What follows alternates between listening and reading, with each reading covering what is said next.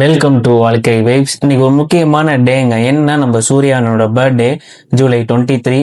எனக்கு ரொம்பவே ஒரு ஸ்பெஷலான ஒரு பர்சன். கிட்டத்தட்ட பார்த்தீங்கன்னா எல்லாமே அவர் தான் வச்சுக்கோங்களேன்.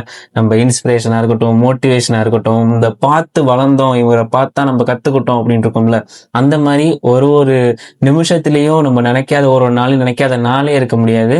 ஸோ நம்ம சூர்யானோட பர்த்டே நம்ம இப்போ இந்த வீடியோ என்ன சொல்ல போறோம்னா, நான் சூர்யா ஃபேன். நம்ம சுத்தி உள்ளவங்களுடைய எல்லாருக்குமே என்னை பத்தி தெரியும். ஒரு தீவிர சூர்யாவோட பக்தன் நானும், எல்லாருக்குமே தெரியும்.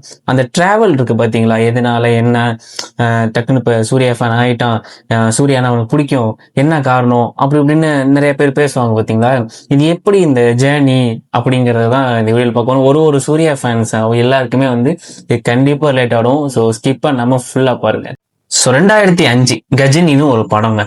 ரொம்ப ஒரு கிளாசிக்கலான, ரொம்ப யோசிக்க வைக்கக்கூடிய ஒரு படம். அப்போதைக்கு பாத்தீங்கன்னா இந்த சன் டிவில பாத்தீங்கன்னா அதே போட்டு காமிச்சிட்டு இருப்பாங்க. அப்ப என்னடா முன்னாடி உள்ள படத்தெல்லாம் நீ பார்த்தது இல்லையாடா அப்படின்னு கேட்டீங்க அப்படின்னா, அதுக்கு வர்றேன்.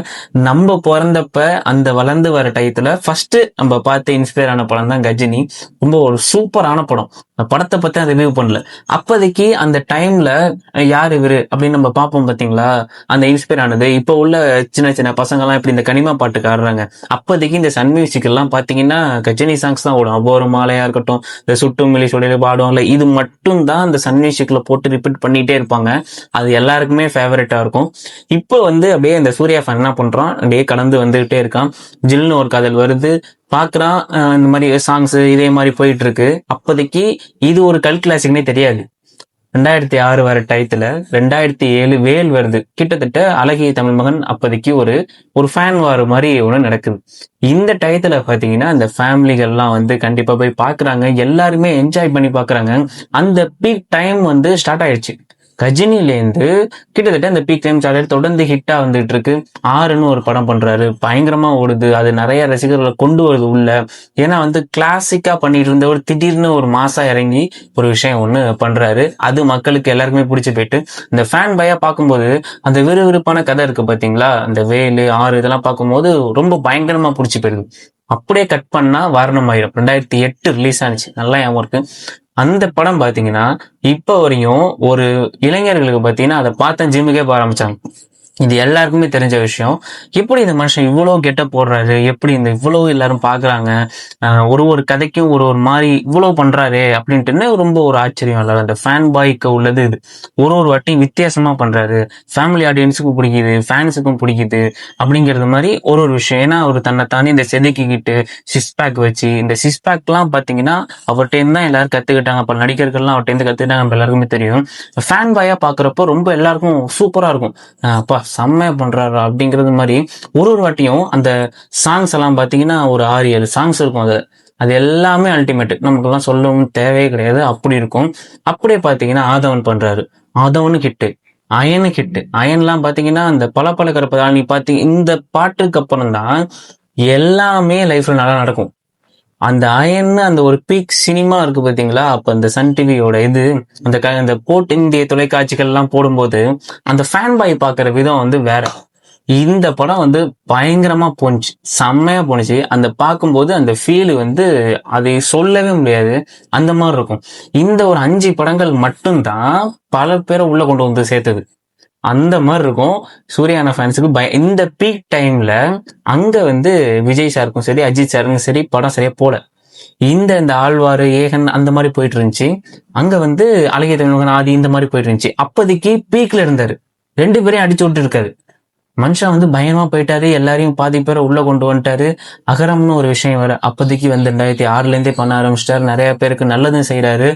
அப்பனா நமக்கு என்ன தோணும், அப்பா சூப்பரா பண்றாரு, இந்த மாதிரி நல்ல விஷயங்களை அவரை பார்த்து நம்ம ஒண்ணு ஒன்னா பண்ணிட்டு இருக்கோம் இல்லையா.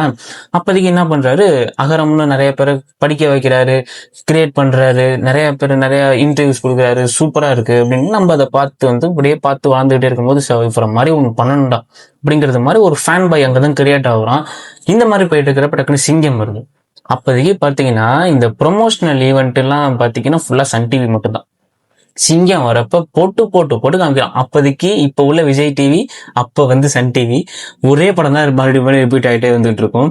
அந்த ப்ரோமோலாம் இருக்கு பாத்தீங்களா, அது இப்ப நினைச்சா கூட இந்த வேட்டைக்காரன் படத்துல உள்ள ப்ரோமோ, சிங்கம் படத்துல உள்ள ப்ரோமோலாம் பாத்தீங்கன்னா போட்டுக்கிட்டே இருப்பாங்க. அதெல்லாம் பாத்தீங்கன்னா வந்து இன்னுமே பயங்கரமா இருக்கும். அதை பாத்தீங்கன்னாலே சூப்பரா இருக்கும். இந்த சிங்கம் படம்லாம் ரிப்பீட்டடா எத்தனை வாட்டி வேணா பார்க்கலாம், அந்த மாதிரி போயிட்டு இருக்கும். இந்த மாதிரி சிங்கம் வந்து இந்த கஜினிலேருந்து சிங்கம் வரையும் 25வது படம் வரையும் பயங்கர ஹிட்டு. எல்லாமே தொட்டதெல்லாம் ஹிட்டு. அந்த மாதிரி போயிட்டு இருந்துச்சு. அப்படியே கட் பண்ணீங்கன்னா வந்து 7ஆம் அறிவு வரும் 2011. அப்போதைக்கு என்ன ஆகுது, தேட்ரு, அந்த தேட்டர் எக்ஸ்பீரியன்சஸ் எல்லாம் வந்து அப்பதான் வந்து ஒரு ஃபேன் பாய் எனக்கும் சரி, என்னைய சேர்ந்தவங்களுக்கும் சரி, அந்த தேட்டர் இருந்து அப்பதான் தோணுது. எங்க ஊர் திருவாரூர்ல 200 டிக்கெட் கொடுத்து ஃபர்ஸ்ட் வாட்டி, அப்போதைக்கு 200 அப்படிங்கிறது ஒரு பெரிய படத்துக்கு தான் கொடுப்பாங்க. வேலாயுதமும் கூட ரிலீஸ் ஆகுது. அங்க என்ன கூட்டம் வருதோ அதை தாண்டி 7ஆம் அறிவுக்கு பயங்கர கூட்டம் வருது. ஆனா பெரிய ப்ரொமோஷன்ல பெரிய இதெல்லாம் எதுவும் இல்லை. ஆனா 7ஆம் அறிவு அப்படி ஒரு ஹிட். அந்த தீபாவளி டயத்துல போட்டு சதற விடுறாங்க, கொட்டச்சிக்கிட்டு போய் உட்காடுறாங்க தேட்டருக்குள்ள. என்னன்னு பாத்தீங்கன்னா வந்து புக்கிங் எல்லாம் கிடையாது. அப்போதைக்கு யாரு ஃபர்ஸ்ட் போய் உள்ள உட்காடுறாங்களோ அப்படியே உட்காந்து படம் பாத்துக்கலாங்கிறது மாதிரிதான். பால்கனி கீழே இதான் வந்து டிக்கெட்டோட இது இருக்கும். போய் உட்காந்துட்டு பாத்தீங்கன்னா பயங்கரமா கத்துறாங்க, சூப்பரா இருக்கு படம், வந்து ஹிட், அதை விட அது நல்லா இருக்கு அப்படிங்கிற மாதிரி ப்ரொமோஷன் பண்ணி பயங்கரமா போயிட்டு இருக்கு. இப்படி தொடர்ந்து ஹிட்டை மட்டுமே தலைவர் ஃபுல்லா பார்த்துட்டு வராருங்க. இதுக்கு அடுத்து பாத்தீங்கன்னா சிங்கம் 2 வருது. சிங்கம் 2லாம் வந்து கல் கிளாசிக். நான் வந்து படம் பார்த்தேன். சிங்கம் 2க்கு அப்படியே போனோடனே அந்த டைட்டில் கார்டு அப்படியே இந்த பிரின்ஸ்ன்னு நினைக்கிறேன், அந்த ப்ரொடக்ஷன் அப்படியே இந்த ஒரு சிங்கம் வந்து கூட உடனே ஒடியாரும். அந்த ஒடியாடுறப்ப அந்த டைட்டில் கார்டுக்கு ஒரு அண்ணா அப்போதைக்கு வந்து ஏஞ்சி நம்ம கத்துவோம். ஆனா வந்து இந்த கணக்கு போட்டு அப்படியே சுத்தி டான்ஸ் ஆடுறது, கத்த மட்டும் தான் செய்வோம், வேற எதுவும் பண்ண மாட்டோம். அந்த தியேட்டர் எக்ஸ்பீரியன்ஸ் பாத்தீங்கன்னா அப்படிதான் வரும். 2012 பாக்குறேன், ஒரு அண்ணா ஏஞ்சி ஆடுறாப்புல, சூப்பரப்பா அப்படின்ட்டு இந்த டைட்டில் கார்டு எடுத்து சூர்யான்னு போட்டு வரும்போது ஏஞ்சின்னு கத்தி ஆடுறாப்புல ஒருத்தர். அந்த மாதிரி நம்ம பார்த்துக்கும் போது, ஆனா நம்ம ஏஞ்சா ஆனோன்னு தோணும், ஆனா முடியாது. இதுதான் ஃபர்ஸ்ட் ஸ்டார்டிங்ல அப்படிதான் இருக்கும். ஏஞ்சி இப்படியே இப்படிதான் இருக்கும், இந்த மாதிரி போட்டு உட்காந்துருப்போம். சிங்கம் 2க்கு வந்து ஒருத்தர் பயங்கரம் பண்றாரு, அதை பார்த்துட்டு அப்போ இதுவும் ஹிட்டு. அப்போதைக்கு பயங்கரமான ஹிட். சிங்கம் 2 வந்து பயங்கரமான ஹிட் ஆகுது. இந்த மாதிரி போயிட்டு இருக்கு. அடுத்து 2012 இதுக்குள்ள பார்த்தா மாற்றான் வருது. இந்த மாற்றான் படம் வந்து பயங்கர கிரேஸ், எல்லாத்துக்குமே போட்டு காமிச்சுட்டே இருக்கிறாங்க. அந்த டீசர் எல்லாம் பாத்தீங்கன்னா வந்து ரெட்டை கதிரேன்னு போட்டுக்கிட்டு அந்த டீசர் எல்லாம் நீங்க சூர்யா ஃபேன்ஸுக்கு தெரியும், அந்த டீசர் எல்லாம் ரொம்ப பயங்கரமா இருக்கும். இது மாதிரி போட்டுட்டு எப்படியாவது இந்த படத்துக்கு பெண்ணு தேட்டருக்கு போயிட்டு நம்ம அப்போதைக்கு ஸ்கூல்ல உட்காந்து படிச்சுக்கிட்டே நான் ஃப்ரெண்ட்லாம் திட்டம் போடும், எப்படியாவது ஃபர்ஸ்ட் ஷோ போயிடணும், எப்படியாவது கட் அடிச்சுட்டு போயிடணும் அப்படின்னு. அவ்வளோ ஒரு அந்த அந்த டைம் இருக்கு பாத்தீங்களா, படம் ரிலீஸ் ஆகிற டைமுக்கும் அந்த ஸ்கூல்ல உட்காந்துருக்க டைமுக்கும், அந்த ஸ்கூல்ல உட்காந்து பிளான் பண்ணிட்டே இருப்போம். இது இப்படி இருக்குமோ, அது அப்படி இருக்குமோ, டீச்சரை பார்த்தியா, இதை பார்த்தியா அப்படின்ட்டு அந்த மாதிரியே பேசிட்டே இருப்போம். அந்த பேசிட்டு இருக்க டைமே அவ்வளவு ஜாலியா இருக்கும். அந்த டிக்கெட் கொடுக்குறாங்க பாத்தீங்களா, நம்மளோட டிக்கெட்டு, அதை வாங்கி மொபைல் பின்னாடி இருக்கு பாருங்க, அந்த பேக் கேஸுக்கு பின்னாடி இந்த டிக்கெட்டை வச்சுப்போம். இது ஏன் பண்றோம்னு எங்களுக்கே தெரியாதுங்க. இது வந்து அப்பையிலேருந்து உள்ள மெமரிஸ். அது அந்த டிக்கெட்டை தூக்கி உள்ள வச்சுப்போம், அதை கிளிக்கவே மாட்டோம். அந்த பழைய 10 ரூபா மாதிரி அது அப்படியே என்னாவும் உள்றையே தான் இருக்கும். இதுதான் இந்த மாற்றான் படத்துல நான் பண்ணுது.